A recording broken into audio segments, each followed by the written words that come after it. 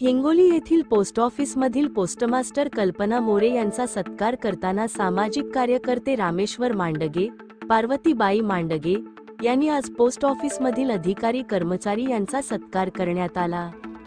माझी बहीण लाडकी ही योजना पोस्ट ऑफिसमध्ये चांगल्या प्रमाणे चालली असून आज त्यांचा सत्कार करण्यात आला। यावेळी कल्पना सूर्यवंशी, संजय निर्मल, उमेश कोरडे, संदीप सामाले, ओमकार धनमाने, वानखडे आदित्य, संदीप लोखंडे, संतोष चिवडे, गोपाल जाधव, बाळासाहेब खंदारे, राजकुमार खुडे, निलेश अंभोरे यांच्यासह अधिकारी कर्मचारी उपस्थित होते। चंद्रकांत वैद्य, मुख्य संपादक, हिंगोली।